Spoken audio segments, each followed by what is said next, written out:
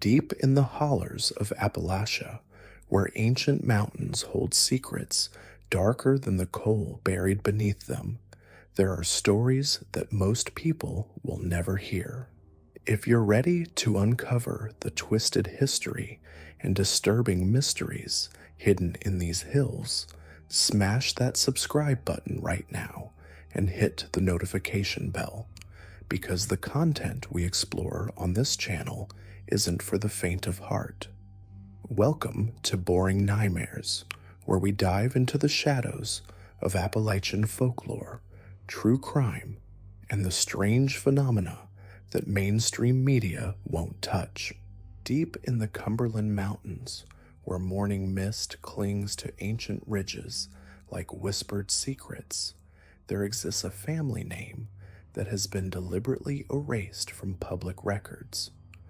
For over a century, the Ashworth bloodline has maintained a presence so unsettling that even hardened Appalachian locals cross themselves when they hear the name spoken aloud. This isn't a story about moonshine runners or blood feuds. This is something far darker, something that challenges our understanding of what families are willing to do to preserve their legacy. In 1923, when the Great Depression was still years away, but economic hardship already gripped the mountain communities, a traveling photographer named Marcus Delacroix ventured into what locals called the Forgotten Valley. He was documenting remote Appalachian settlements for a university study, capturing images of families who had lived isolated from modern civilization for generations. What he discovered in that narrow hollow between two unnamed peaks would haunt him for the rest of his brief life. Delacroix's journal, discovered decades later in a trunk at an estate sale, contained entries that university officials initially dismissed as fiction. The final entry, dated September 23, 1923, read simply, "They invited me to stay for the evening meal. God help me, I accepted. What they served, what they asked me to partake in."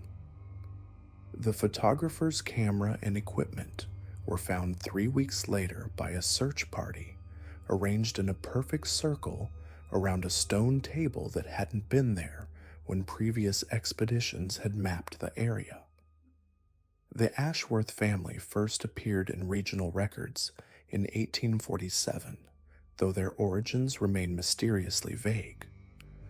Unlike other Appalachian clans who could trace their lineage to Scottish, Irish, or English immigrants, the Ashworths seem to emerge from the mountains themselves. Census records from that period list their occupation simply as keepers of the old ways, a designation that appears nowhere else in Appalachian documentation. What made the Ashworths particularly unsettling wasn't their isolation or their rejection of modern society. It was their uncanny ability to thrive when neighboring families struggled.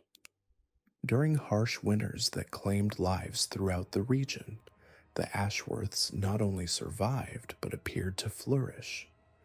Their livestock remained healthy when disease ravaged other herds. Their crops grew abundant in soil that should have been barren. Their children were born strong and lived to unusual ages, while infant mortality devastated surrounding communities. Local folklore attributed their success to a pact made by the family patriarch, Ezekiel Ashworth, during the brutal winter of 1849. That season brought unprecedented cold and starvation to the mountains. Families were found frozen in their cabins, their food stores mysteriously depleted despite careful rationing. The winter seemed to stretch endlessly, with snowfall continuing well into what should have been spring. According to whispered accounts passed down through generations, Ezekiel ventured alone into the deepest part of the valley during the winter solstice, carrying with him a bundle that some claimed contained family heirlooms, while others insisted it held something far more precious. He returned 3 days later, his hair turned completely white despite being only 35 years old, his eyes holding a knowledge that neighbors found deeply disturbing. From that winter forward, the Ashworth family never wanted for anything. But their prosperity came with observable changes that grew more pronounced with each passing generation. Family members developed an aversion to sunlight, conducting most of their activities during dawn, dusk, or complete darkness. They spoke in whispers among themselves, using what sounded like a dialect that predated any known Appalachian speech patterns. More troubling were their eating habits. The Ashworths never hunted the local game that sustained other mountain families.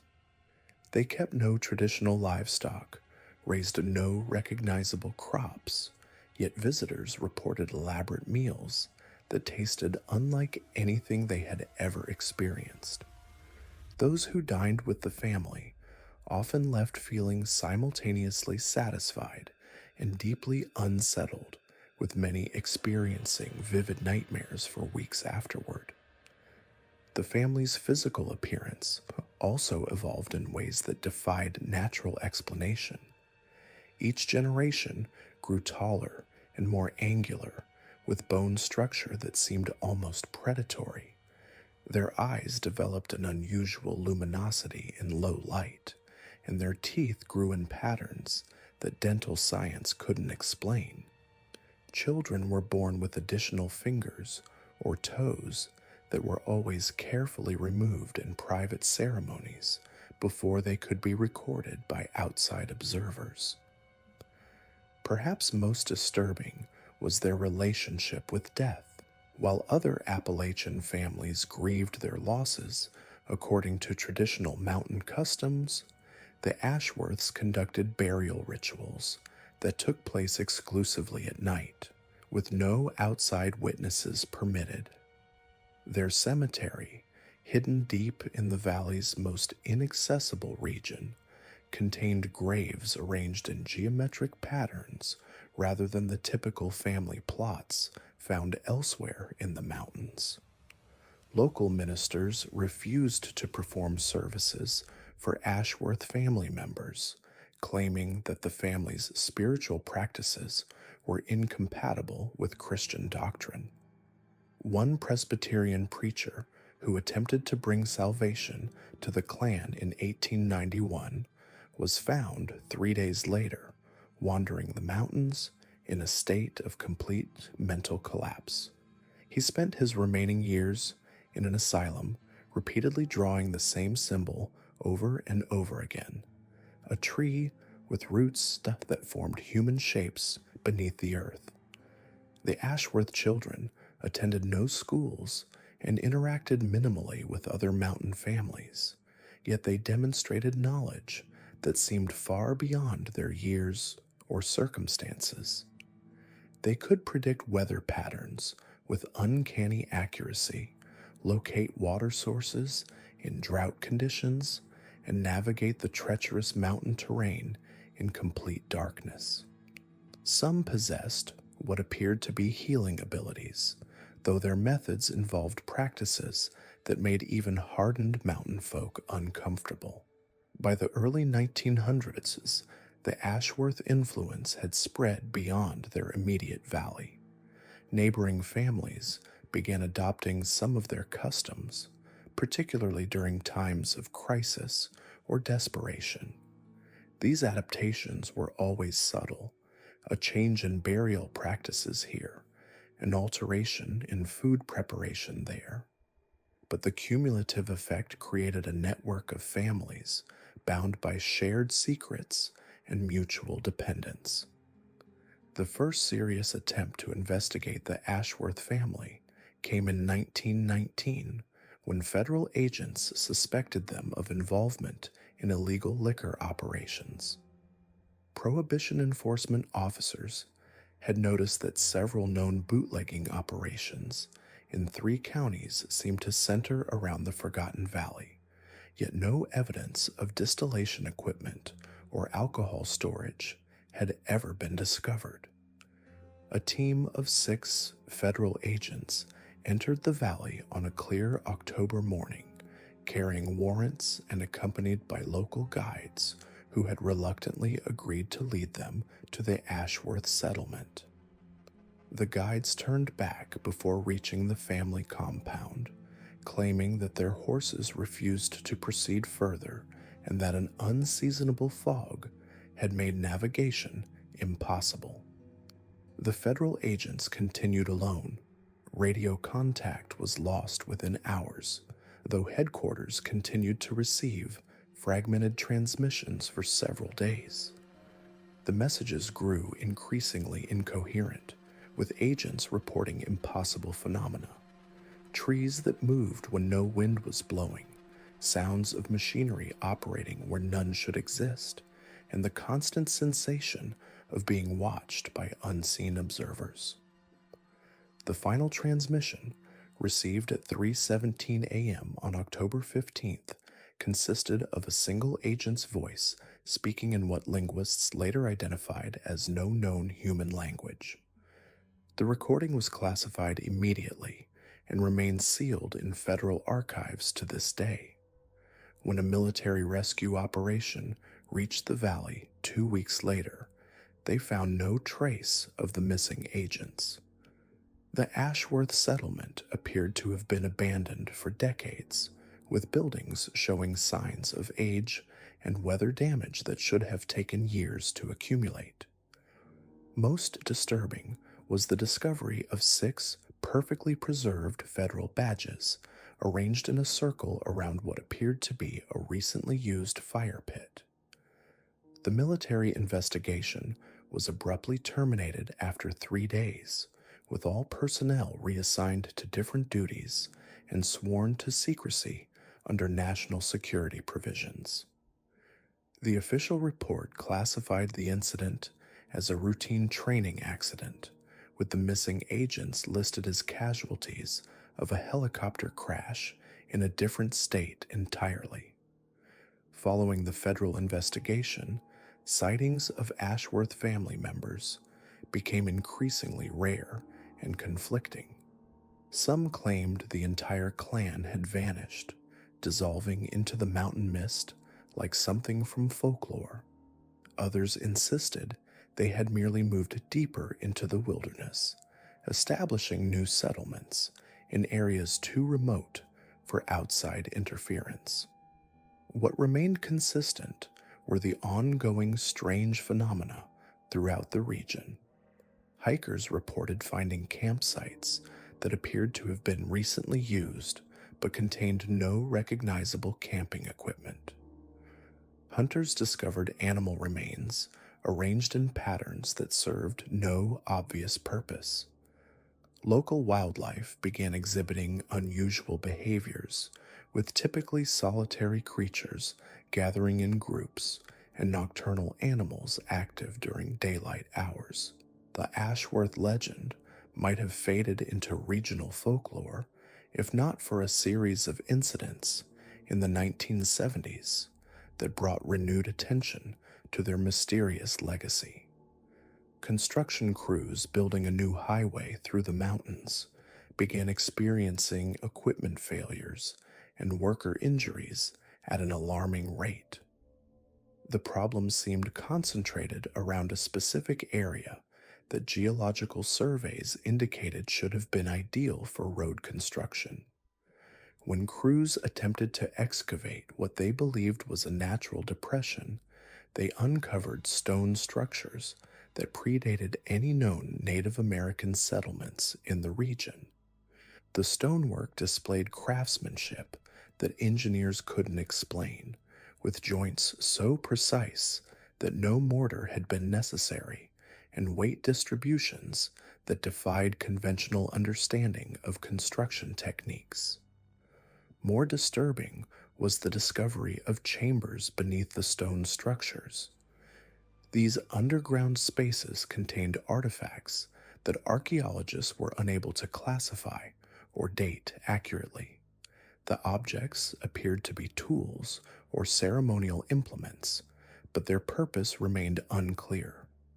Many were crafted from materials that didn't match any known regional resources, suggesting trade networks or knowledge that contradicted established historical understanding of the area's development. The highway project was quietly rerouted after a series of accidents that claimed 7 lives in 3 weeks. The investigation into the Ashworth family's activities intensified dramatically following the 1970s construction incident, but what authorities discovered during their subsequent probes defied all conventional explanation. Federal agents who entered the exposed underground chambers reported finding rooms that seemed to extend far beyond what the mountain's geology should have allowed. More disturbing were the perfectly preserved artifacts they uncovered, items that appeared to be centuries old, yet showed no signs of decay or weathering. Among the most unsettling discoveries were detailed journals written in multiple hands but spanning impossible timeframes. The earliest entries, dated 1851, described the original pact in chilling detail. According to these accounts, the Ashworth patriarch had not simply made a bargain for survival during that harsh winter. The ritual described in these texts was far more complex than local folklore had suggested. It involved not just the sacrifice of their human frailty, but the systematic transformation of their very essence. The process required monthly ceremonies where family members would descend into the deepest chambers of their mountain home, chambers that connected to a vast network of natural caverns that seemed to extend impossibly deep into the earth. During these rituals, the Ashworths would commune with presences that existed in the spaces between worlds.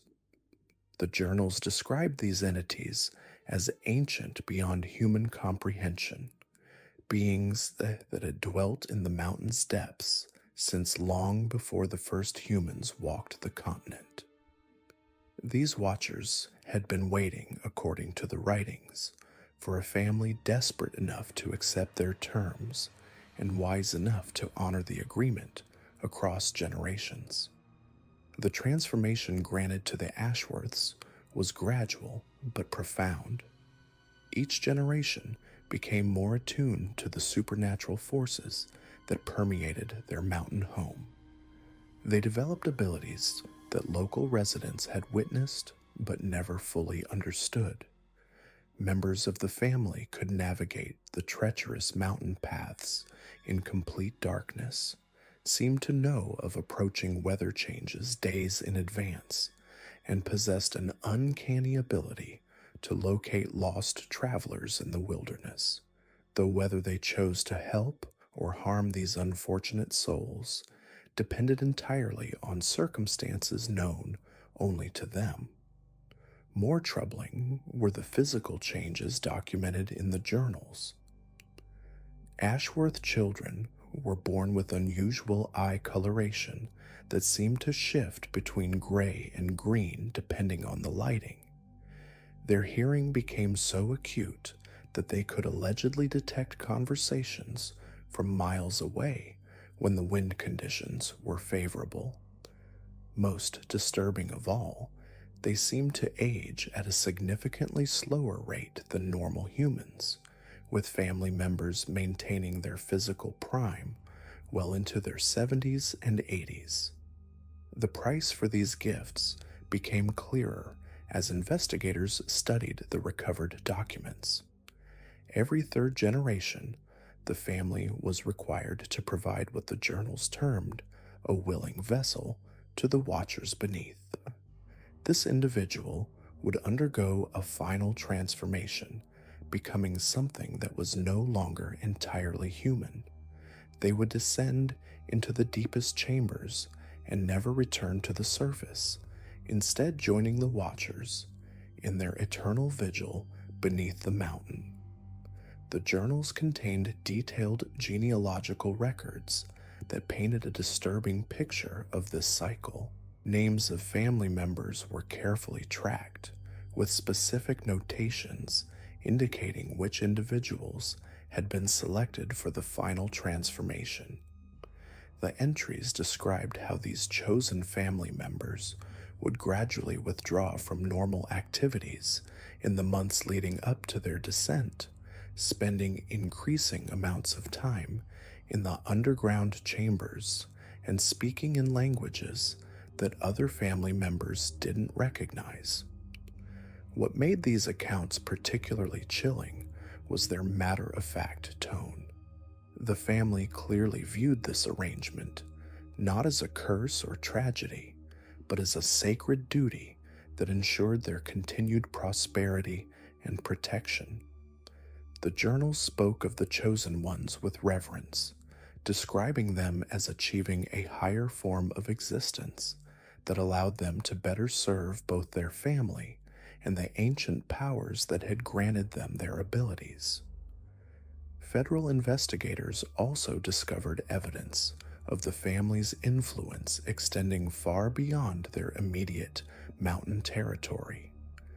The journals contained references to a network of allies and associates scattered throughout the Appalachian region, individuals and families who had entered into lesser agreements with the Ashworths and by extension with the Watchers beneath. These associates served as the family's eyes and ears throughout the mountains, reporting on the movements of outsiders and ensuring that the Ashworths' activities remained hidden from unwanted scrutiny. This network explained many of the strange incidents that had plagued investigators over the years. Equipment failures, missing evidence, and the sudden reluctance of witnesses to cooperate were all orchestrated by this extended network of associates.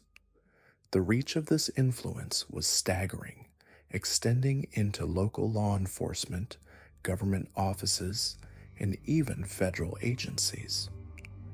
Several investigators found their careers mysteriously stalled or derailed after becoming too involved in Ashworth-related cases. The journals also revealed the true extent of the family's supernatural abilities. Beyond their enhanced physical capabilities, the Ashworths had developed what they called the far sight, an ability to perceive events occurring at great distances. This gift allowed them to monitor potential threats and opportunities throughout the region, explaining their uncanny ability to avoid capture or investigation for so many decades. More disturbing were references to the calling, a form of mental influence that the family could exert over others. This ability seemed to work most effectively on individuals who were already vulnerable due to emotional distress, physical illness, or financial desperation. The journals described how family members would use this power to draw suitable candidates to their mountain territory, individuals who could serve various purposes in their ongoing arrangements with the Watchers beneath.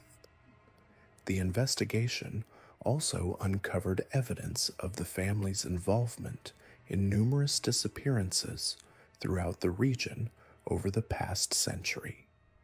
Unlike random crimes, these disappearances followed specific patterns that seemed to correspond with the astronomical and seasonal cycles described in the family's ritual calendar. These disappearances served multiple purposes for the Ashworths. Some victims were used in the family's ritual practices, their life force somehow channeled to strengthen the family's connection to the Watchers beneath. The fate of these individuals was never explicitly stated, but the implications were deeply troubling. The journals also contained detailed maps of the underground chamber system, revealing a complex network that extended far beyond what natural geological processes could have created. These tunnels connected not only different sections of the Ashworth Mountain territory, but also reached toward other significant locations throughout the region. These emergence points were particularly significant as they appeared to be strategically located near population centers throughout the Appalachian region. The journals suggested that family members used these hidden access points to monitor and influence events in the wider world, moving through their underground network to appear suddenly in distant locations without being detected by conventional surveillance methods. The investigation team also discovered evidence of the family's involvement in various historical events throughout the region. The journals contained detailed accounts of their activities during the Civil War, when they apparently provided assistance to both Union and Confederate forces, depending on which side offered the most advantageous terms. During the industrial boom of the early 20th century, the family had used their supernatural abilities to locate mineral deposits and guide mining operations, always ensuring that they received a share of the profits while remaining invisible partners in these ventures. Perhaps most disturbing were the journal entries describing the family's plans for the future. The writings spoke of a coming time when the barriers between worlds would weaken, allowing the watchers beneath to emerge more fully into the human realm. The Ashworths saw themselves as preparing for this eventuality, building the infrastructure and network of allies that would be necessary to manage the transition. The journals described this future time as the Great Awakening, when humanity would finally understand its true place in a cosmos far stranger and more dangerous than they had ever imagined. The investigation was abruptly terminated when several key pieces of evidence mysteriously disappeared from secure federal facilities. The journals, maps, and artifacts that had been carefully cataloged and stored vanished without explanation, leaving behind only the testimonies of the agents who had studied them. Attempts to relocate the underground chambers were unsuccessful, as the construction team found that the exposed areas had been completely sealed with materials that appeared to be naturally occurring rock formations. The agents who had been involved in the investigation reported ongoing harassment and surveillance following the case's closure. Several experienced equipment failures, accidents, and personal problems that effectively ended their careers in federal law enforcement. Those who attempted to publish accounts of their findings faced legal challenges and personal threats that convinced them to abandon their efforts. Despite the official termination of the investigation, reports of unusual activities in the Ashworth territory continued to surface. Hikers and hunters described encounters with individuals who matched the family's distinctive appearance, though these sightings were always brief and occurred in remote areas where verification was impossible. Local residents noted that missing person cases in the region continued to follow the same patterns documented in the recovered journals, suggesting that the family's activities had not ceased but had simply become more carefully concealed. The legacy of the Ashworth investigation became a cautionary tale within federal law enforcement circles, whispered about in training programs, and used as an example of cases that exceeded the boundaries of conventional criminal investigation. The incident established protocols for dealing with phenomena that couldn't be easily explained or prosecuted through normal legal channels, creating a shadowy department within federal agencies that specialized in such matters. Modern technology has occasionally captured evidence that suggests the Ashworth family's influence persists. Satellite imagery has detected thermal anomalies in their former territory that indicate significant underground activity. Seismic monitoring equipment has recorded unusual vibrations emanating from the mountain depths, patterns that don't match any known geological phenomena. Radio and cellular communications experience regular interference in the area, with devices sometimes picking up transmissions in languages that linguists cannot identify. The mountain itself seems to actively resist modern surveillance efforts. GPS systems malfunction when approaching the territory, providing coordinates that lead to impossible locations or simply failing entirely. Aircraft flying over the area report instrument failures and navigation errors that force them to alter their flight paths. Even ground-penetrating radar and other advanced detection equipment produces inconclusive results, as if the mountain's depths contain materials or structures that conventional technology cannot properly analyze.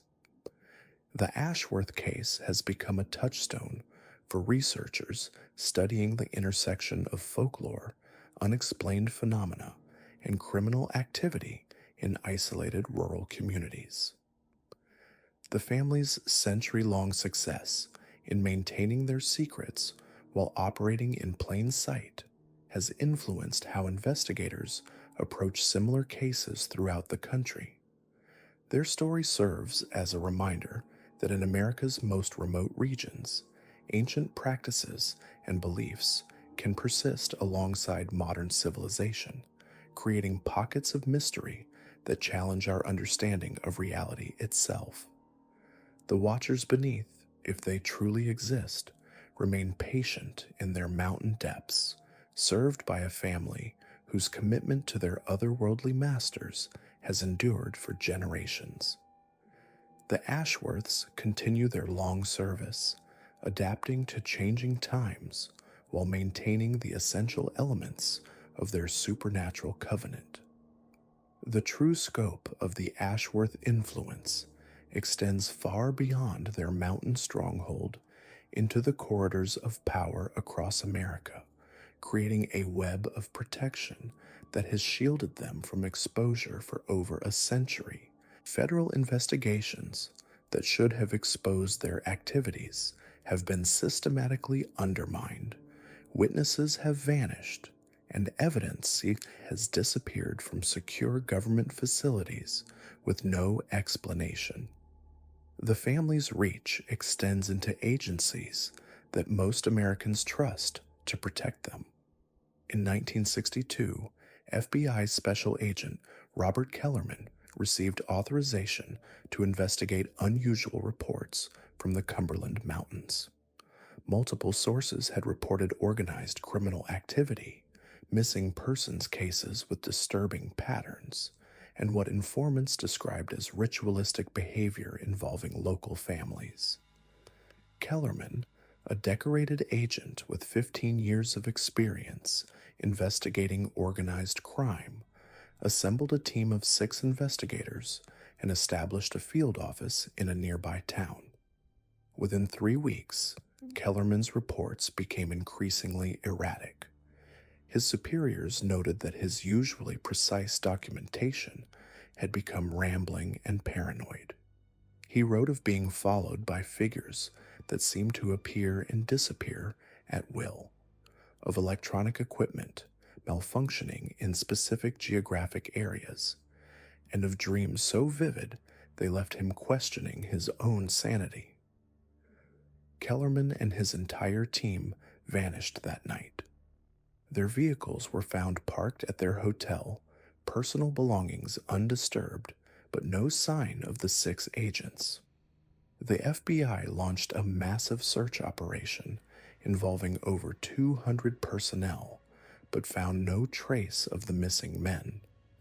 More disturbing, all case files related to the investigation had been removed from FBI headquarters, with no record of who had authorized their transfer or where they had been taken. The official explanation cited a gas leak explosion in a remote mine shaft, though no bodies were ever recovered, and local mining records showed no active operations in the area. The case was classified and sealed, with surviving family members told their loved ones had died in the line of duty during a routine investigation. Similar patterns emerged with other federal agencies. In 1971, DEA agents investigating reported drug manufacturing in the region experienced identical circumstances. Equipment failures, psychological pressure, and ultimately complete disappearance of investigation teams became so common that by the 1980s, federal agencies had quietly established unofficial protocols avoiding the Cumberland Mountains entirely. The Ashworth influence within government agencies became apparent through careful analysis of personnel records. Key positions in the FBI, DEA, ATF, and even the Department of Justice were held by individuals with surnames tracing back to Appalachian bloodlines connected to the original families. These weren't necessarily direct descendants of the Ashworths themselves, but members of allied clans whose ancestors had been present during the original pacts. Senator Margaret Whitmore of Kentucky, who served on the Senate Intelligence Committee from 1987 to 2003, was instrumental in redirecting federal investigations away from certain Appalachian regions. Her grandmother had been a Holbrook, one of the lesser families known to have participated in the original rituals.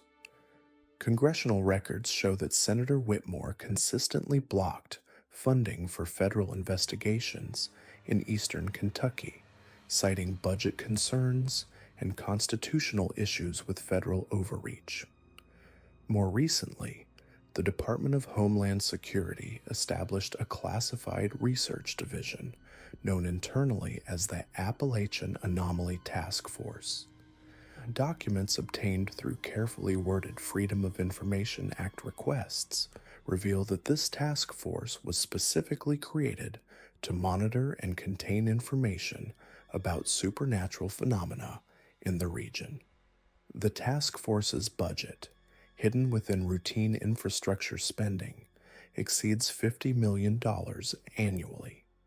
The task force operates under protocols that seem designed more to protect the phenomena than investigate them. Equipment used in the region must be specially designed to function in areas with unusual electromagnetic properties.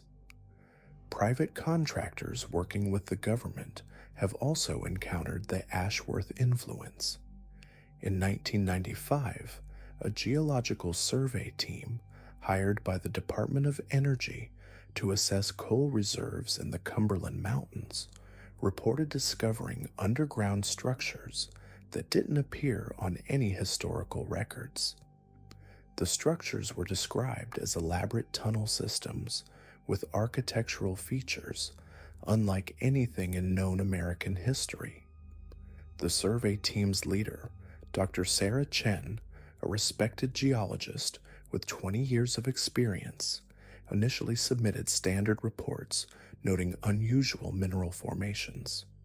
However, her private journal, recovered after her death in a car accident 2 months later, told a different story. She wrote of tunnels that seemed to extend for miles beneath the mountains, of chambers carved with symbols that hurt to look at directly, and of sounds emanating from depths that their equipment couldn't measure. Dr. Chen's final journal entry described an encounter that left her questioning her scientific training. We were mapping the third level when the lights failed. Emergency illumination showed we were no longer alone. Figures stood in passages that hadn't been there moments before. They didn't move like people. They watched us with eyes that reflected light like animals, but their intelligence was unmistakably human, perhaps more than human. When the lights returned, they were gone, but they left behind objects on our equipment table.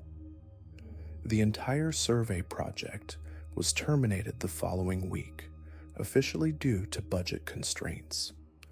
All equipment and samples were confiscated by federal agents, and team members were required to sign comprehensive, non-disclosure agreements backed by national security provisions.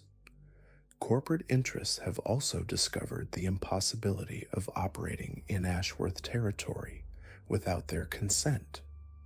Mining companies that attempt to establish operations in the region experience consistent equipment failures, worker injuries, and financial difficulties that seem to defy logical explanation. Insurance companies have quietly established internal policies refusing to provide coverage for operations in specific zip codes throughout eastern Kentucky and western Virginia. The Ashworth protection extends into the digital age as well. Internet service providers report persistent technical difficulties maintaining connections in certain areas. Cell phone towers experience unusual equipment failures, and GPS systems frequently malfunction when navigating through specific mountain passes. Satellite imagery of the region often shows atmospheric distortions that obscure ground details, officially attributed to unique weather patterns caused by the mountain topography. More troubling are the accounts from military personnel who have encountered Ashworth influence during training exercises or emergency responses. A classified after-action report from a National Guard unit deployed during severe flooding in 2003 describes soldiers experiencing shared hallucinations while conducting search and rescue operations. Multiple personnel reported seeing figures moving through the floodwaters with impossible speed and agility, appearing to guide survivors to safety while avoiding direct contact with military personnel. The unit's commanding officer, Colonel James Morrison, noted in his report that local civilians seemed to expect this supernatural assistance. Flood victims spoke of the mountain folk who appeared during disasters, helping those in need while remaining invisible to outside authorities. When questioned directly, these civilians would become evasive, claiming they had been confused or traumatized by their ordeal. Perhaps most disturbing are reports from federal prison systems. Inmates transferred from facilities in the Appalachian region often arrive with unusual behavioral modifications. Prison psychologists have documented cases of violent criminals becoming docile and cooperative after spending time in certain county jails. These inmates speak of dreams involving ancient contracts and obligations that extend beyond their individual crimes. One former inmate, speaking anonymously to a journalist investigating prison conditions, described his experience in a Kentucky county jail. They kept me in a cell that was older than the rest of the building. The walls had marks carved into them, symbols that seemed to move when you weren't looking directly at them. At night, I could hear singing from somewhere deep underground. The inmate reported that his violent tendencies, which had resulted in multiple assault charges, completely disappeared during his incarceration. He attributed this to constant dreams in which he was judged by figures he couldn't clearly see, but whose authority he couldn't question. Upon release, his behavioral changes persisted, leading him to abandon his criminal lifestyle and relocate to another state. Intelligence agencies have also documented unusual diplomatic considerations involving the Ashworth territory.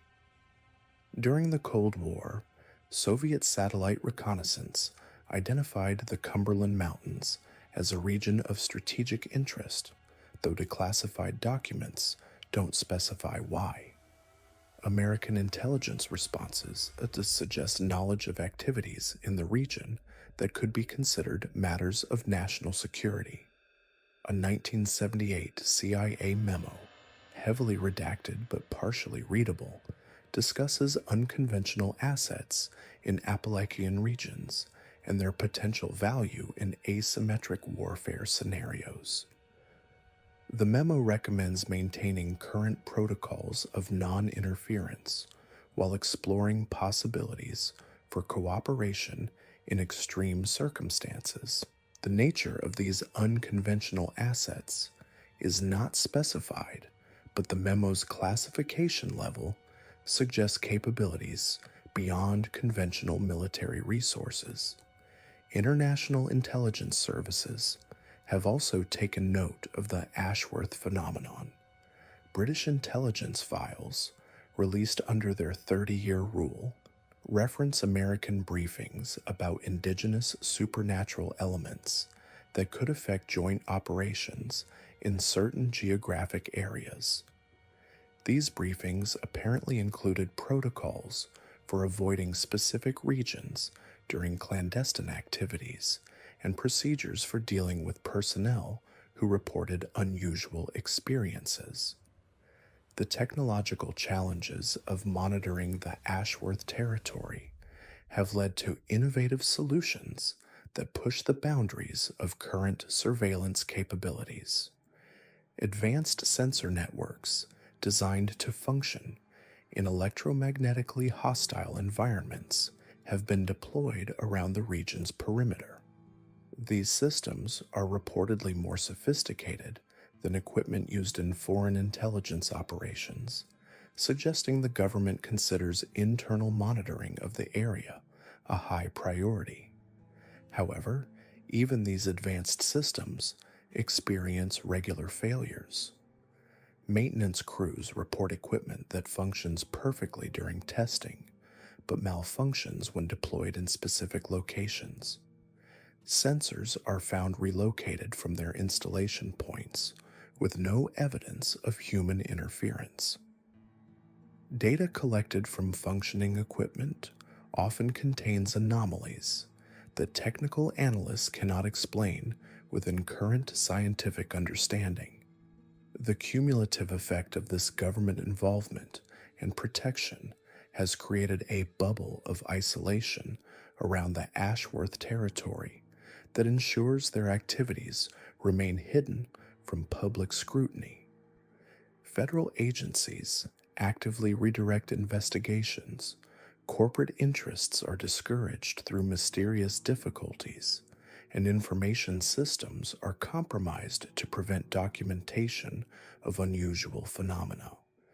This protection operates at multiple levels simultaneously. Local law enforcement receives federal guidance about jurisdictional limitations in certain areas. State governments encounter budgetary and legal obstacles when considering investigations. Federal agencies experience personnel transfers and budget reallocations that effectively terminate problematic inquiries. The sophistication of this protection suggests coordination between the Ashworth family and elements within the government that goes far beyond simple corruption or influence peddling.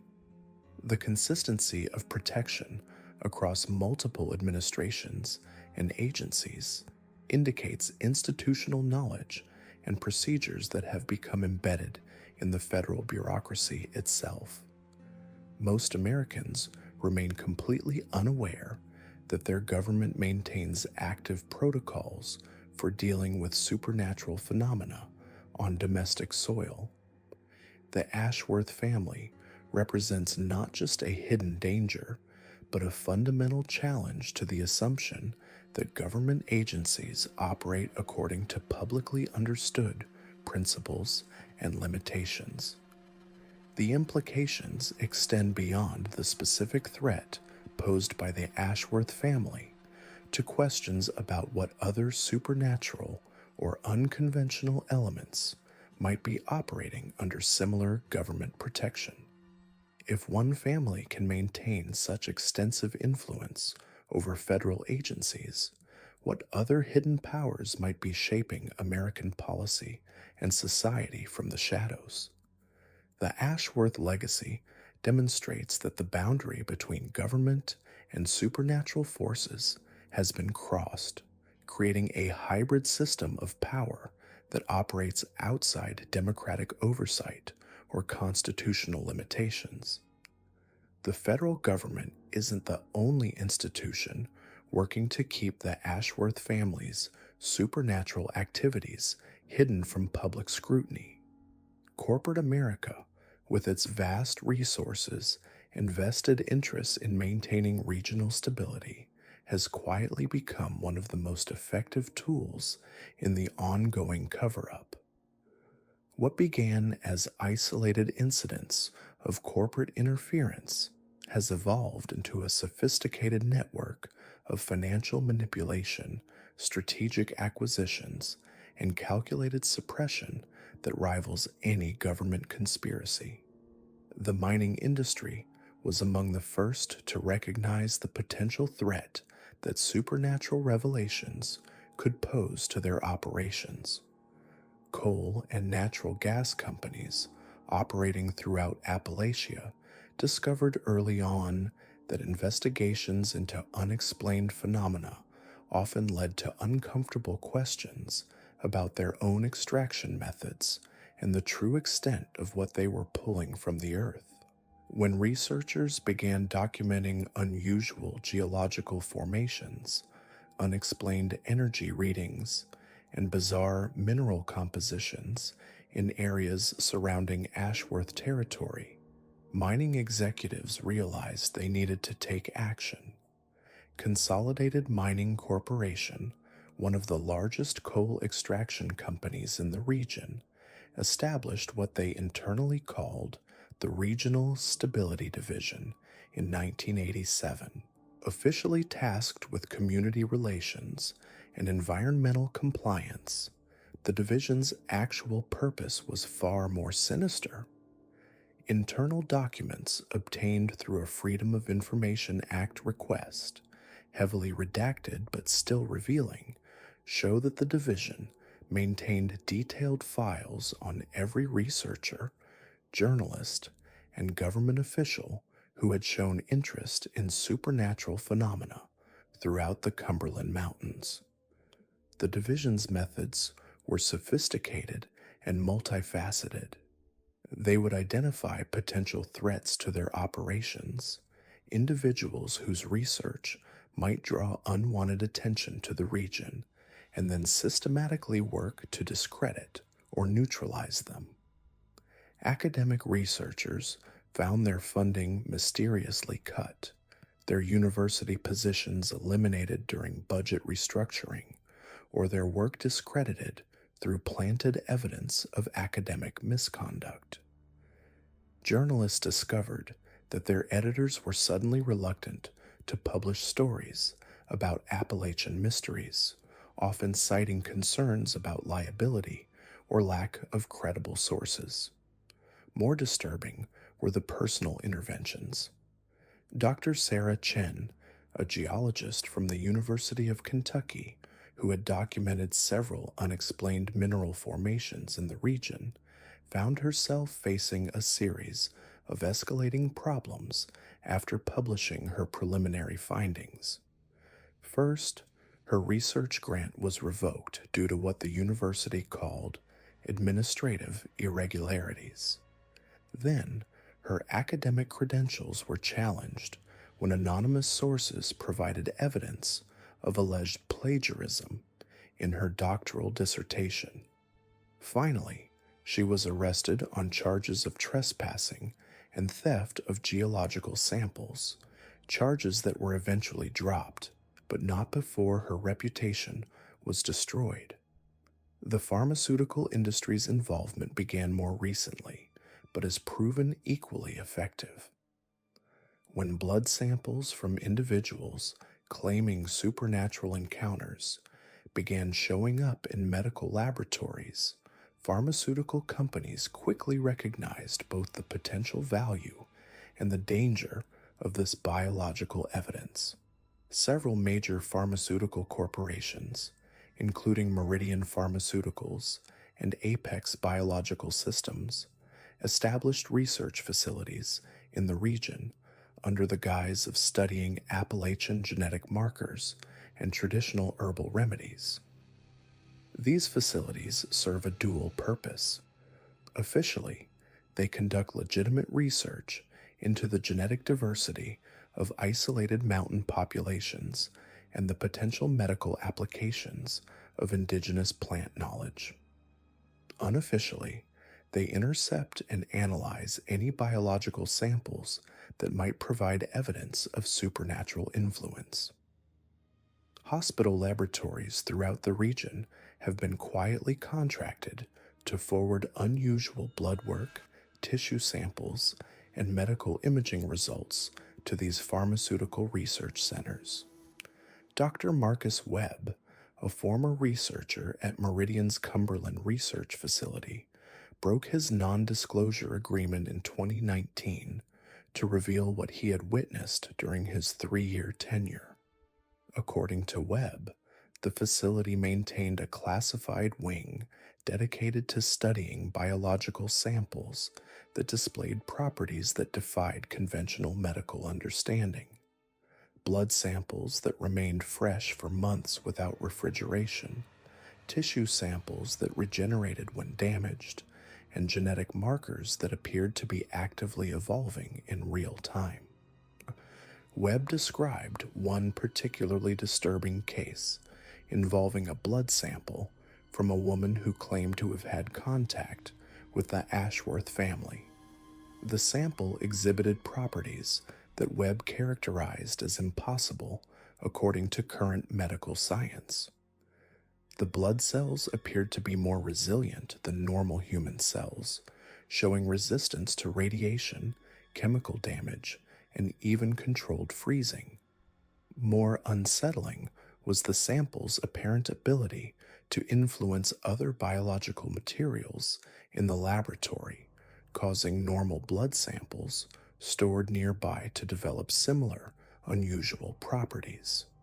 When Webb attempted to publish his findings, he discovered that his employment contract contained clauses that effectively prevented him from discussing his research with anyone outside the company. Legal challenges to these clauses were unsuccessful, with courts ruling that the pharmaceutical company's proprietary research was protected under trade secret laws. Webb's attempts to contact journalists and researchers were met with legal threats, and eventually he was forced to relocate to another state and change his name to escape ongoing harassment. The technology sector's involvement is perhaps the most sophisticated and far-reaching. Silicon Valley companies have discovered that their advanced surveillance and data analysis capabilities make them invaluable partners in monitoring and suppressing information about supernatural phenomena. Social media platforms have implemented algorithms specifically designed to identify and limit the spread of content related to Appalachian supernatural activities. These algorithms work by analyzing patterns in user behavior, content engagement, and information sharing to identify posts, videos, and articles that might contain genuine evidence of supernatural phenomena. Content that meets certain criteria is automatically flagged for reduced distribution, meaning it appears less frequently in users' feeds and search results. More sophisticated interventions involve the strategic promotion of debunking content, skeptical analysis, and alternative explanations that can effectively bury genuine evidence under an avalanche of contradictory information. The effectiveness of these technological interventions became apparent during the 2016 incident when a hiker's smartphone captured clear video footage of what appeared to be an Ashworth family member displaying superhuman abilities. The video, which showed an individual moving at impossible speeds and manipulating objects without physical contact, was uploaded to multiple social media platforms simultaneously. Within hours, the video had been viewed by thousands of users and was beginning to generate significant discussion and analysis. However, the video's viral potential was quickly neutralized through a coordinated response. The original uploads were flagged for copyright violations, claiming that the footage contained unauthorized use of copyrighted material. Alternative versions that appeared on other platforms were accompanied by professionally produced debunking videos that offered plausible explanations for the apparent supernatural phenomena. These debunking videos, which appeared to be created by independent skeptics, were actually produced by a digital marketing firm under contract with undisclosed clients. The financial services industry has contributed to the cover-up through strategic economic interventions. Banks and investment firms have been used to apply financial pressure on individuals and organizations that might pose a threat to the secrecy surrounding the Ashworth family. This pressure takes many forms, from the sudden calling in of loans to the mysterious manipulation of credit ratings and investment portfolios. Regional Development Bank, a financial institution that serves much of rural Appalachia, has played a particularly active role in these economic interventions. Internal emails leaked by a whistleblower revealed that the bank maintained a special classification system for loan applications and account holders. Individuals who had expressed interest in supernatural phenomena, conducted research into unexplained events, or claimed to have had encounters with the Ashworth family were flagged in the bank's internal systems. These flagged individuals found themselves facing unexpected financial difficulties. Loan applications were denied for reasons that didn't align with their actual creditworthiness. Existing loans were called in early due to technical violations of contract terms that had previously been overlooked. Investment accounts showed unusual losses that couldn't be explained by market conditions. Business owners discovered that their commercial loans were being transferred to new lenders with less favorable terms, forcing them to either accept increased financial burdens or risk foreclosure. The insurance industry has also played a role in maintaining the cover-up, though their involvement is more subtle. Insurance companies have developed risk assessment models that effectively discourage investigation into supernatural phenomena by classifying such activities as high-risk behaviors that void coverage. Researchers, journalists, and investigators who pursue stories related to Appalachian supernatural activities often find that their life insurance policies are canceled or their premiums increased to prohibitive levels. More concerning are the patterns in claims processing related to incidents that might involve supernatural elements.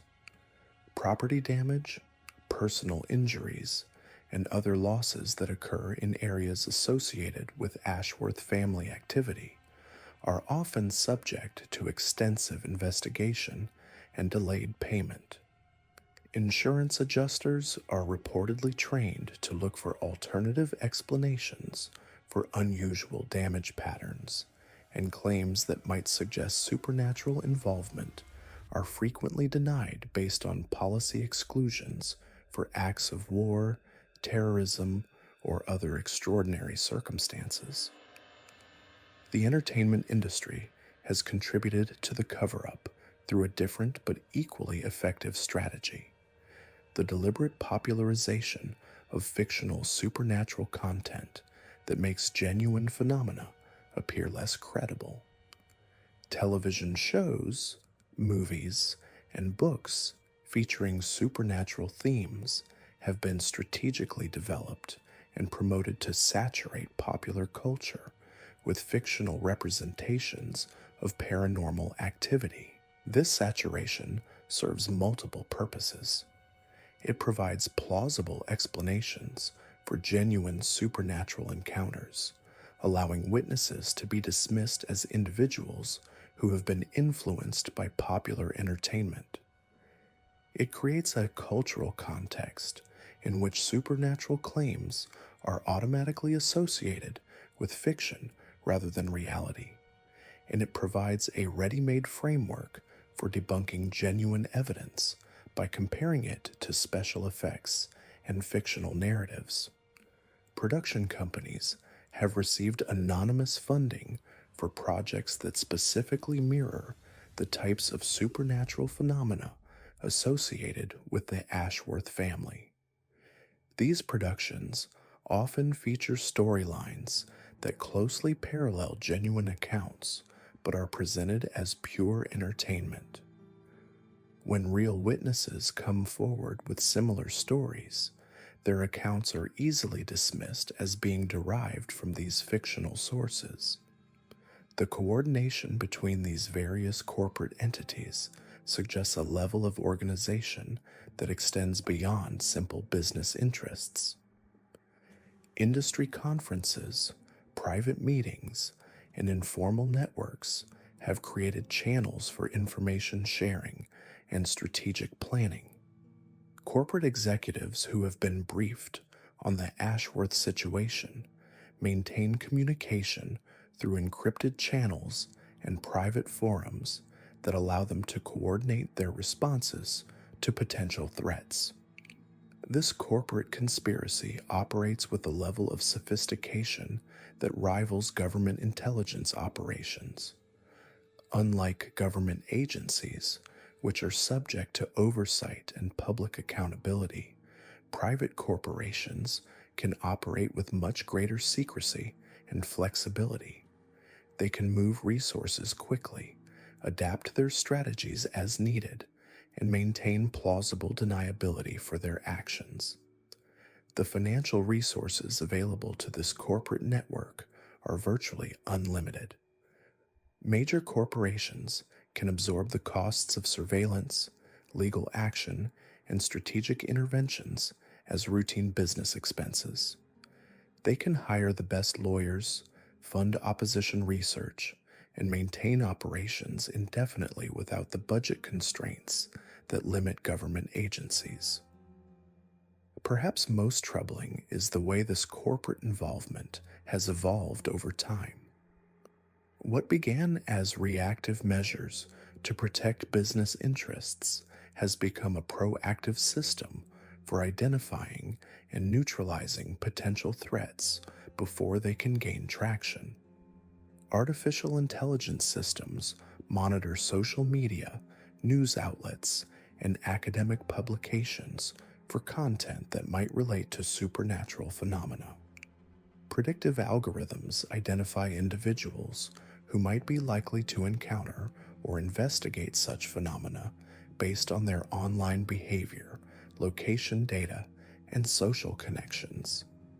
These technological capabilities have created a surveillance network that extends far beyond the Ashworth family themselves. Anyone who expresses interest in supernatural phenomena visits areas associated with unexplained events, or conducts research that might lead to uncomfortable discoveries, finds themselves under automated scrutiny. Their communications are monitored, their activities tracked, and their vulnerabilities identified in preparation for potential intervention. The effectiveness of this corporate conspiracy has been demonstrated repeatedly. Attempts to organize serious academic research into Appalachian supernatural phenomena have been systematically undermined. Journalists who try to investigate these stories find their editors reluctant to publish their work. Documentary filmmakers discover that their funding disappears, or that their distribution channels are suddenly unavailable.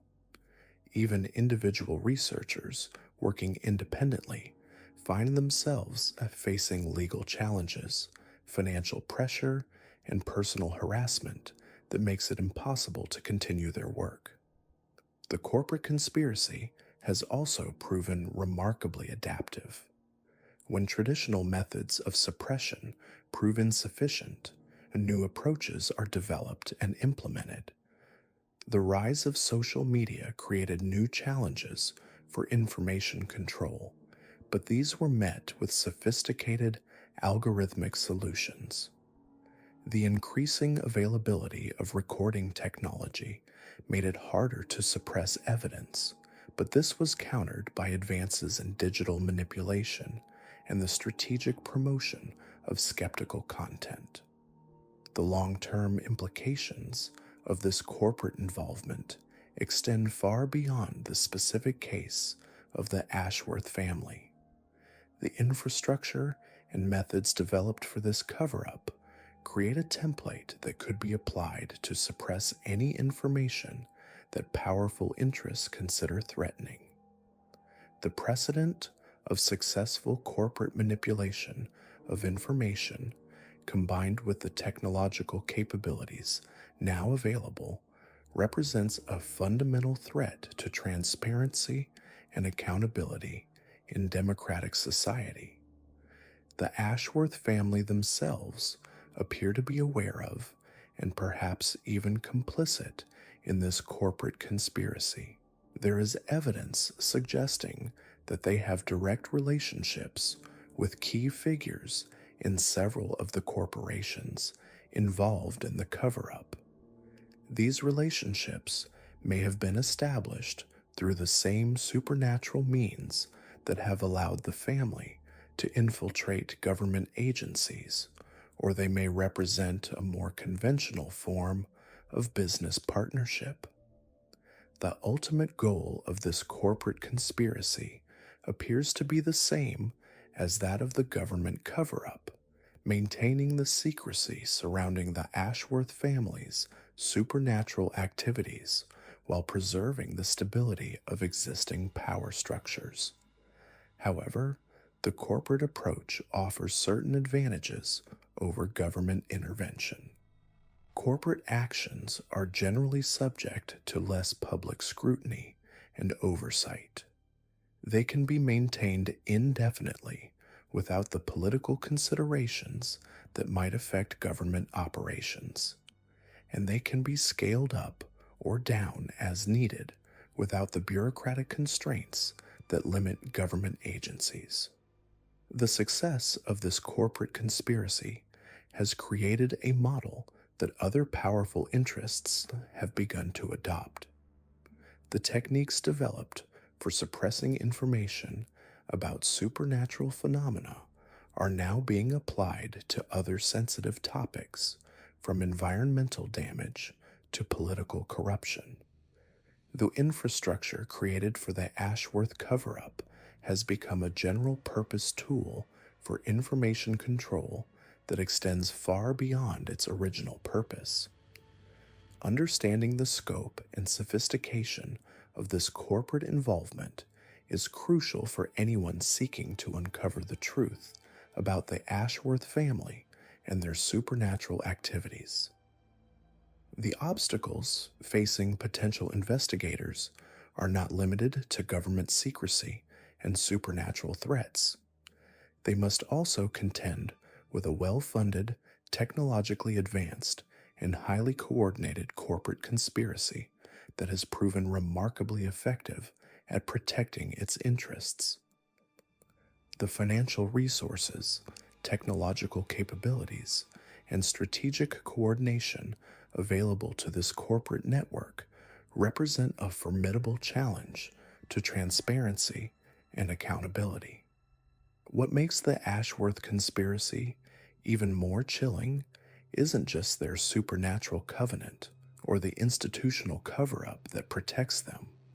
It's the realization that their influence has been quietly shaping American society for generations through a network of carefully placed allies who may not even realize they're serving an ancient agenda. The tentacles of this conspiracy reach into boardrooms, classrooms, churches, and government offices across the nation, creating a shadow infrastructure that operates parallel to our official institutions. Consider the educational system first. Over the past century, certain academic programs in Appalachian studies have been mysteriously well-funded despite their niche focus. The Ashworth Foundation, operating through a maze of subsidiary organizations, has provided grants and scholarships that seem generous on the surface but come with subtle strings attached.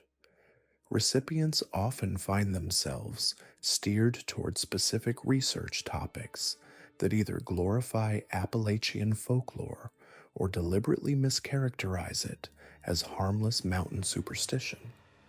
Dr. Patricia Hensley, who received one such scholarship in 1987, later wrote in her private journals about the strange requirements of her funding. She was expected to submit monthly reports not just on her academic progress, but on her psychological state, her dreams, and any unusual experiences she encountered during her fieldwork.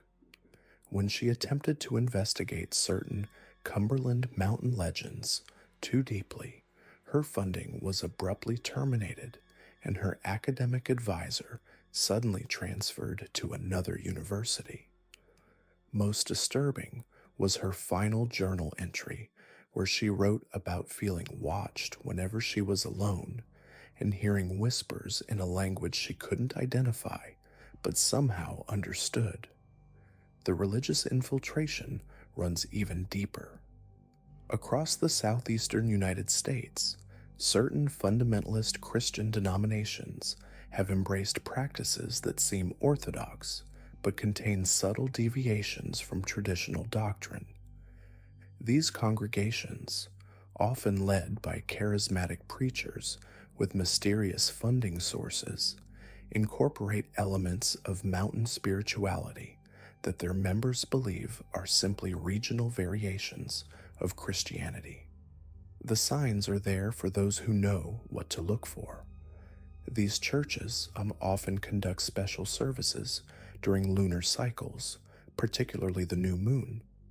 Their communion wine has an unusual metallic taste that congregants accept as a local tradition. Most tellingly, their baptisms are performed exclusively in natural bodies of water within a 100-mile radius of the Cumberland Mountains, with church buses making regular pilgrimages to specific springs and creeks that have been used for this purpose for over a century. Pastor James Whitmore of the Mountain Light Tabernacle in eastern Tennessee unknowingly served this agenda for 12 years before he began to question certain aspects of his ministry.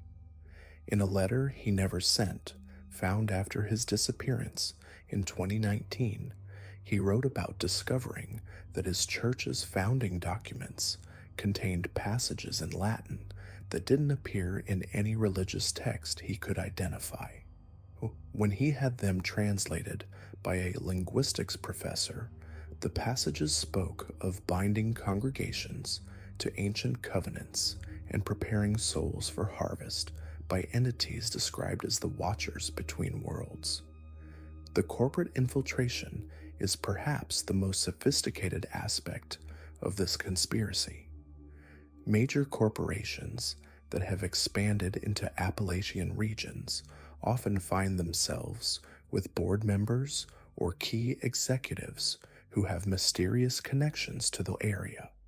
These individuals aren't necessarily Ashworth family members, but they share certain characteristics: unusual longevity in their positions, decision-making patterns that favor long-term stability over short-term profits, and a tendency to make choices that benefit the region in ways that seem altruistic but serve the family's deeper interests. Take the case of Consolidated Energy Corporation, which has maintained mining and drilling operations across 5 Appalachian states since the 1960s. Their environmental record is surprisingly clean for such an old company, but not because of regulations. Internal documents leaked in 2003 revealed that the company follows extraction guidelines that have no basis in federal or state law. These rules prohibit drilling below certain depths in specific areas, require elaborate ceremonies before breaking ground in new locations, and mandate that a percentage of extracted materials be returned to designated sites in the mountains. The leaked documents also revealed the existence of a position within the corporate hierarchy that doesn't appear on any official organizational chart: the Regional Compliance Coordinator. This person, always someone with deep Appalachian roots, has veto power over any operation that might disturb what the documents cryptically refer to as heritage sites. When investigative journalists attempted to interview 3 different people who had held this position over the years, they discovered that all 3 had died in unrelated accidents within 6 months of leaving the company. The technological suppression extends beyond simply hiding evidence of the family's activities. There's growing evidence that certain advances in surveillance, communication, and even artificial intelligence have been selectively deployed to monitor and influence public perception of Appalachian mysteries. Social media algorithms seem to suppress content related to specific mountain legends while promoting sanitized versions that present them as harmless folklore. Dr. Sarah Chen, a computer scientist who studied these patterns as part of her doctoral thesis, documented how posts containing certain keywords related to Cumberland Mountain phenomena receive dramatically reduced visibility on major platforms. Her research showed that videos, articles, and social media posts discussing topics like unexplained disappearances, unusual geological formations, or historical anomalies in the region are systematically buried in search results and social media feeds. Even more disturbing was her discovery of what she termed ghost algorithms, programs that appear to monitor online discussions about these topics and introduce subtle disinformation designed to discredit legitimate accounts. When someone posts about a genuine strange experience in the mountains, within hours their comment threads fill with responses that follow specific patterns, dismissive explanations involving natural phenomena, suggestions that the person was hallucinating or lying, and references to scientific studies that don't actually exist but sound authoritative enough to convince casual readers. Dr. Chen's research was ultimately suppressed when the university received a substantial donation from a technology company with ties to defense contractors who work in the Appalachian region. Her doctoral advisor suddenly decided her thesis topic was too speculative for academic standards, and her access to the data she'd collected was mysteriously revoked due to what administrators called a routine server upgrade that corrupted her files. The financial networks supporting this conspiracy operate through a web of foundations, trusts, and shell companies that would take forensic accountants years to fully unravel. What investigators have uncovered suggests a financial ecosystem designed not for profit maximization, but for influence maintenance. Money flows in patterns that seem to defy economic logic. Profitable businesses are shuttered if they threaten to bring too much outside attention to sensitive areas, while money-losing operations are sustained indefinitely if they serve the family's interests. The Appalachian Heritage Trust, established in 1952, appears to be a conservation organization dedicated to preserving mountain culture and environment.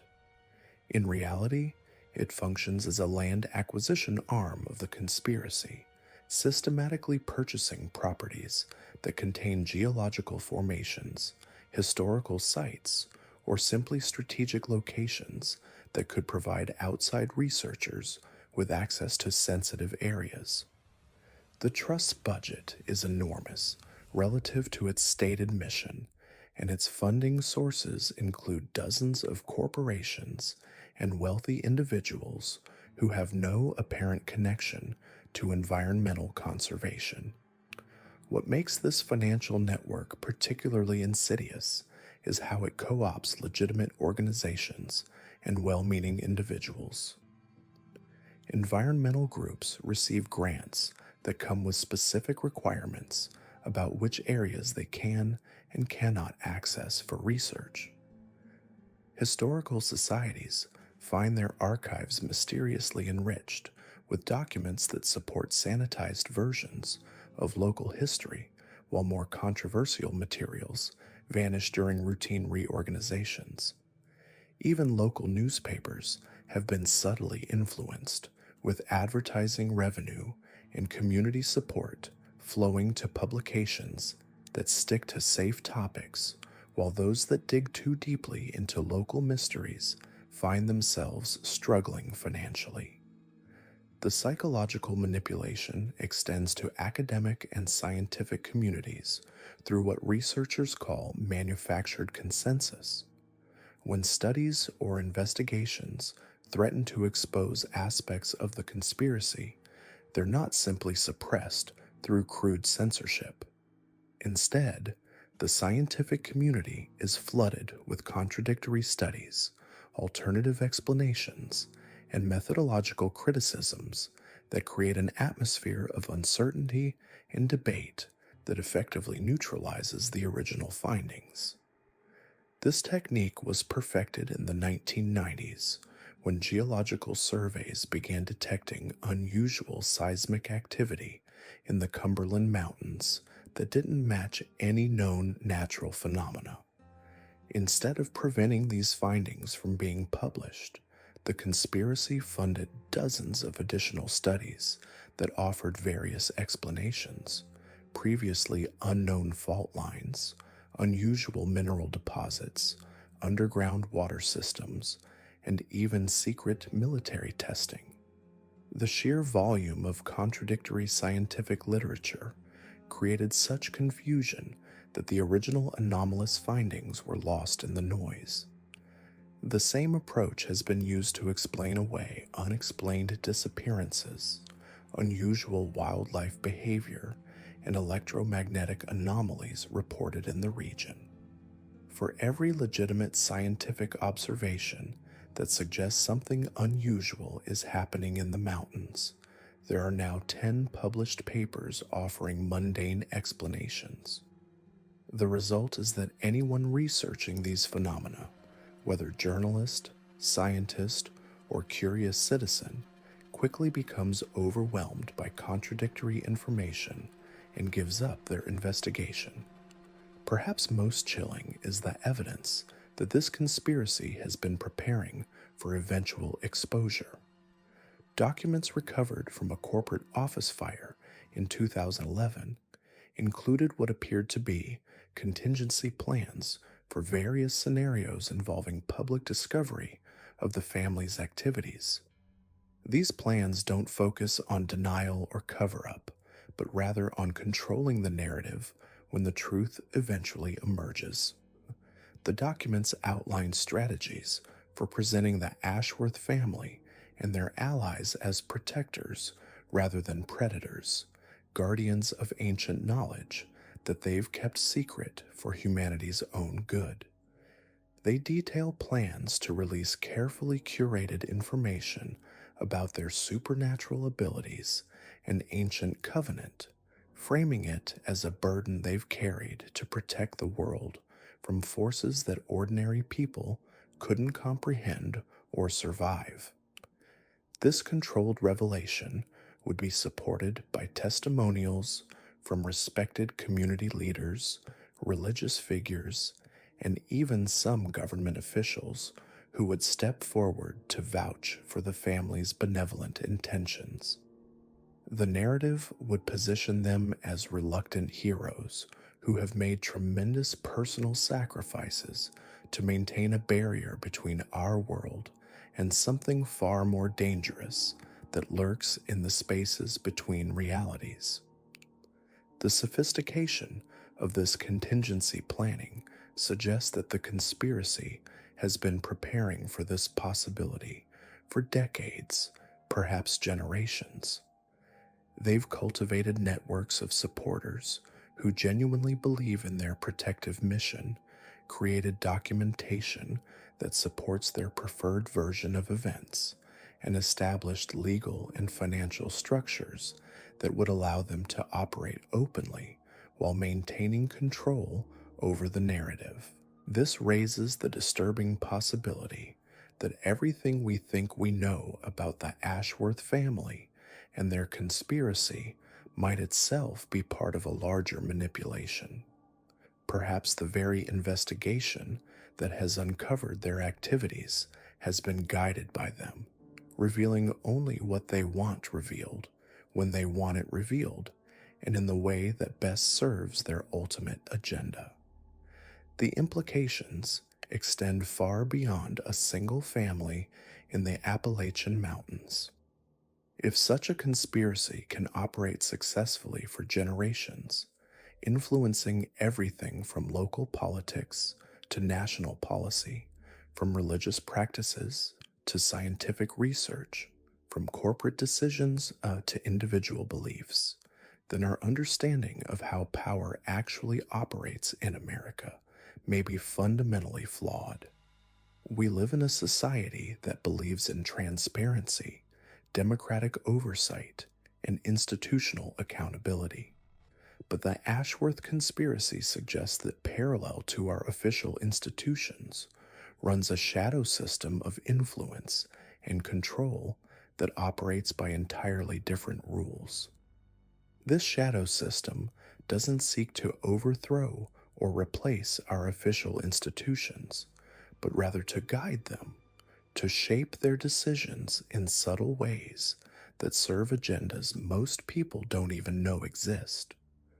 The watchers that the Ashworth family serves may be supernatural entities from beyond our reality, but the human systems that serve them are disturbingly familiar. They use the same tools of influence that legitimate organizations use: money, information, social networks, and institutional authority. The difference is that they operate without the constraints of democratic accountability, legal oversight, or moral considerations that limit legitimate institutions. This conspiracy challenges not just our understanding of one family's dark practices, but our fundamental assumptions about how power works in modern America. But what happened next is perhaps the most disturbing aspect of this entire conspiracy. As federal agencies and independent researchers began connecting these threads, as evidence started accumulating despite the suppression efforts, something unprecedented occurred. The cover-up evolved beyond mere damage control into active offensive operations designed not just to hide the truth, but to systematically eliminate anyone who came too close to exposing it. In 2003, Dr. Sarah Mitchell, a cultural anthropologist from Georgetown University, received a substantial grant to study isolated Appalachian communities. Her research proposal focused on documenting traditional practices that might be disappearing due to modernization. What she discovered instead would cost her everything.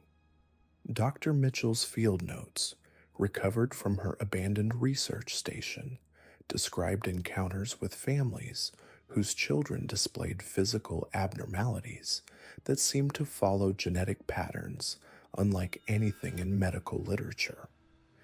She documented ritualistic practices involving blood offerings, strange linguistic patterns that resembled no known dialect, and most troubling of all, evidence of technological interference that seemed to emanate from the communities themselves. Her final recorded entry, dated October 15, 2003, reads, "The equipment failures aren't random. They're responding to my presence, to my documentation efforts. The families know I'm here. They've known all along. The children watch me from the tree line with eyes that reflect light, like nocturnal predators. I'm being herded towards something, guided somewhere specific. I don't think I'm studying them anymore." Dr. Mitchell's research station was found completely emptied 3 days later. Her vehicle remained parked outside, keys still in the ignition, but every piece of research equipment, every note, every photograph had vanished. The pattern repeated with disturbing consistency. In 2007, investigative journalist Marcus Chin began documenting unexplained phenomena in West Virginia mining operations. His editor received his final article submission at 3:17 a.m. on a Tuesday morning. The piece detailed his infiltration of a Thornton energy facility where he claimed to have photographed maintenance procedures that bore no resemblance to any known industrial processes. The photographs showed figures in specialized suits descending into shafts that, according to geological surveys, shouldn't exist, carrying containers that seemed to absorb light rather than reflect it. Chen's article was never published. By Thursday of that same week, his newspaper received word that he had voluntarily committed himself to a psychiatric facility in Montana, claiming severe paranoid delusions. When his family attempted to visit, they were told he had been transferred to another facility. That facility claimed no record of his admission. Marcus Chen had effectively vanished from existence, his investigation forgotten, his evidence disappeared. But perhaps the most chilling case involves what happened to the Riverside Research Institute in 2011. This small but respected think tank had been quietly compiling data on unexplained economic patterns in Appalachian regions. Their analysis had identified what they termed impossible prosperity corridors, where certain family-controlled businesses consistently outperformed market predictions by margins that defied statistical probability. Dr. Elizabeth Hartwell, the Institute's director, had begun mapping these corridors when she noticed they corresponded almost perfectly with areas where federal investigations had historically been abandoned or remained unsolved. The Institute's final report, discovered on encrypted servers after the incident, contained a startling conclusion. The economic anomalies suggest coordination between entities that official records indicate should have no contact with each other. The pattern implies a network of influence that extends far beyond regional boundaries, with tentacles reaching into federal agencies, international corporations, and academic institutions. 3 days after this report was completed, the Riverside Research Institute suffered what was officially ruled a gas leak explosion. The blast was so intense that investigators found virtually no salvageable evidence. All 6 researchers died instantly. The explosion occurred at 3:33 a.m. when the building should have been empty, yet security footage from a neighboring building showed figures moving inside the institute at the time of the blast. These figures appeared to be working methodically through the offices in the minutes before the explosion, though the footage was too grainy to identify individuals. Most disturbing was what happened to the families of these researchers. Within 6 months of the explosion, each family had relocated to different states. When contacted by journalists, they claimed to have no knowledge of their relatives' work at the Institute. Dr. Hartwell's own daughter, when approached by a documentary filmmaker, stared blankly and insisted her mother had died in a car accident years earlier. She showed no recognition when presented with photographs of her mother at the Institute or any memory of her mother's research work. The suppression efforts extend beyond eliminating individual threats. Entire information systems appear to be compromised. Academic databases experience mysterious corruptions when researchers attempt to access materials related to certain Appalachian families. Government archives develop unexplained gaps in their records. Digital publications disappear from the internet without explanation, leaving behind only dead links and confused references in other documents. In 2015, a computer security expert named David Park noticed unusual patterns in internet traffic originating from remote areas of Kentucky and West Virginia. His analysis suggested the presence of sophisticated digital infrastructure in locations that, according to all official records, had limited internet access. Park documented what appeared to be coordinated information warfare, systematic manipulation of search results, targeted harassment of researchers, and the deployment of disinformation campaigns designed to discredit legitimate investigations. Park's investigation revealed bot networks operating from servers that, according to registration records, didn't exist. These networks appeared to be monitoring social media mentions of specific family names, automatically generating counter-narratives whenever anyone posted about unusual experiences in certain Appalachian regions. The sophistication of these operations suggested resources and technical expertise far beyond what should be available to isolated mountain communities. When Park attempted to publish his findings, he discovered that his research had been preemptively debunked by articles that appeared to have been written and distributed before he had even completed his investigation. These debunking articles contained specific details about his methodology and findings that he had shared with no one. Someone had not only gained access to his private research, but had prepared comprehensive counter-arguments before he even knew what he would discover. The psychological warfare extends to family members of investigators. Researchers report that their relatives begin experiencing unusual phenomena, nightmares featuring specific imagery, electronic devices malfunctioning in particular ways, and a growing sense of being watched. Children of investigators often develop inexplicable fears of rural areas or refuse to discuss anything related to their parents' work. Spouses report feeling compelled to discourage their partners from continuing their research, often unable to explain the source of their anxiety. Doctor, families of investigators showed measurable changes in behavior and psychological state that correlated directly with the intensity of their relatives' research. The closer an investigator came to significant discoveries, the more severe the psychological distress experienced by their family members. Dr. Walsh's most disturbing finding was that these effects appeared to be artificially induced. Brain scans of affected family members showed unusual activity in regions associated with fear and compliance, patterns that resembled those seen in victims of sophisticated psychological manipulation techniques.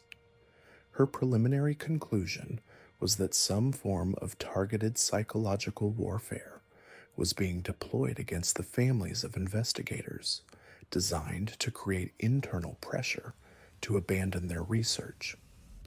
Dr. Walsh's study was terminated when she herself began experiencing the phenomena she was researching. Her final report, submitted to the American Psychological Association, described her own descent into paranoia and fear.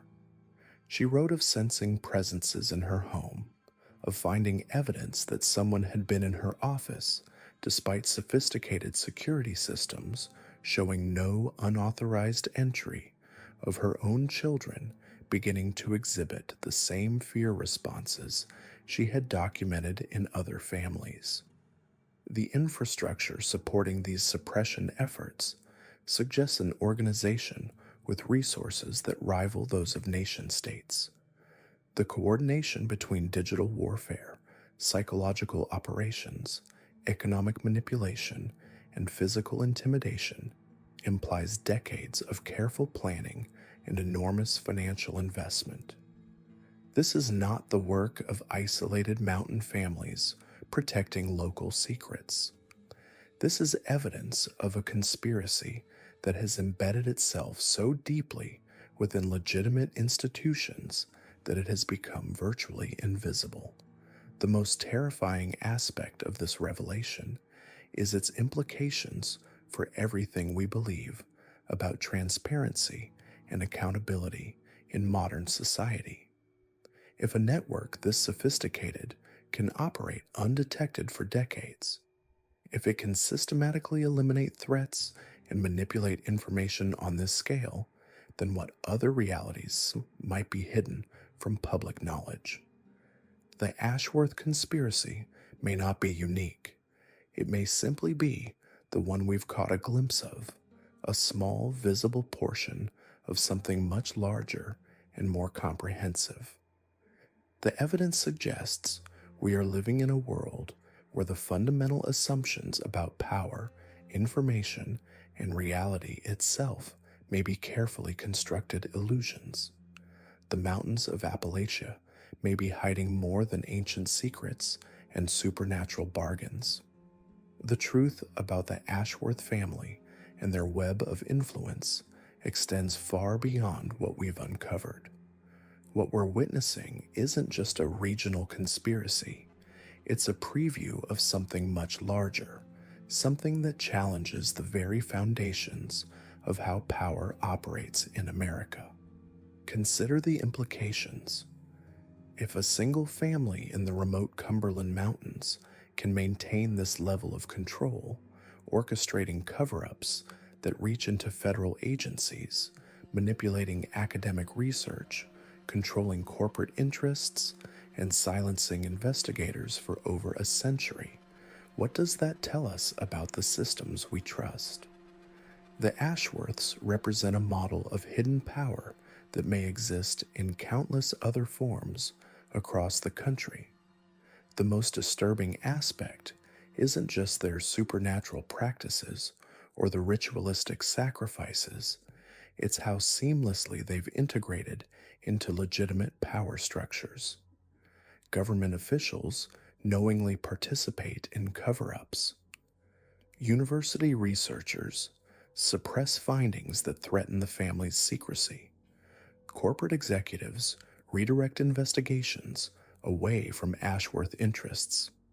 Military contractors mysteriously lose equipment near their territory. This isn't the work of rogue actors. It's systematic institutional compromise. The evidence suggests the Ashworths aren't unique. Their methods, their integration into power structures, their ability to maintain secrecy across generations, these tactics could be replicated anywhere. How many other families, other entities, other organizations operate with similar impunity? How many investigations have been quietly terminated? How many researchers have had their careers destroyed for asking the wrong questions? The technology we've documented, the sophisticated surveillance systems, the communication disruption capabilities, the psychological manipulation techniques, represents resources that go far beyond what any single family should possess. This suggests partnerships, alliances, or oversight from entities with access to cutting-edge technology and unlimited funding.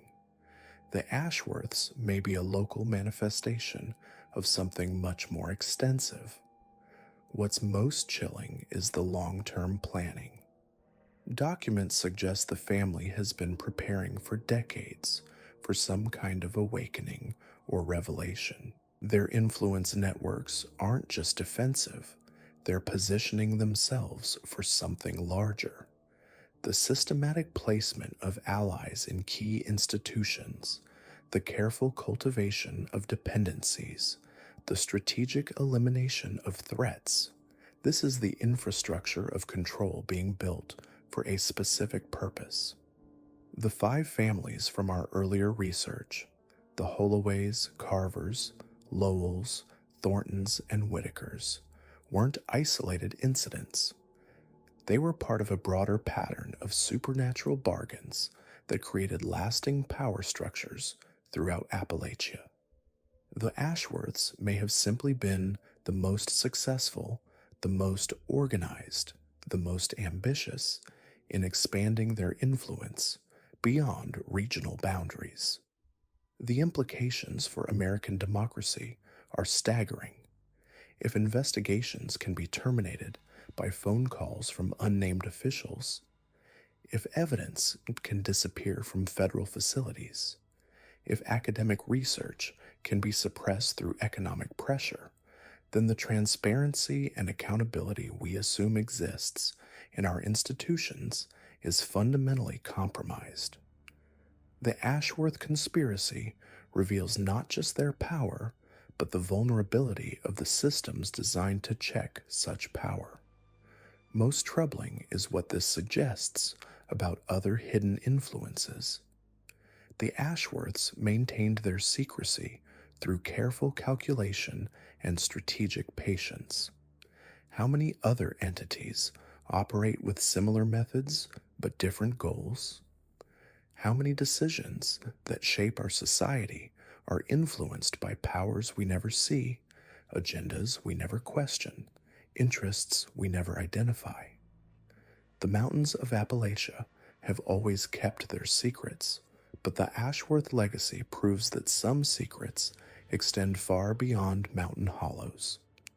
Their story is a reminder that in America, as elsewhere, true power often operates in shadows, protected by networks of complicity that span generations and institutions. The watchers that granted the Ashworths their abilities may be ancient entities, but the systems they've used to maintain power are thoroughly modern. Surveillance capitalism, information warfare, institutional capture, economic manipulation. The Ashworths have mastered the tools of contemporary control while maintaining connections to something far older and more dangerous. Perhaps the most important question isn't whether the Ashworth family can be stopped, but whether stopping them would even matter. Their influence has become so embedded in legitimate institutions that removing them might simply create a vacuum for other hidden powers to fill. The infrastructure of secrecy they've built could serve any number of purposes, any number of agendas. The Cumberland Mountains still echo with strange sounds on winter nights. Researchers still disappear when they venture too close to certain truths. Evidence still vanishes from secure facilities. The Ashworth family endures, protected by a conspiracy so vast and sophisticated that it may be impossible to fully comprehend, let alone dismantle. Their story stands as a warning about the fragility of transparency, the vulnerability of democratic institutions, and the persistence of hidden power. In the end, the most terrifying aspect of the Ashworth legacy isn't what they've done, it's what their success suggests about the true nature of power in America and what other secrets might be waiting in the shadows, protected by networks of influence we can barely imagine.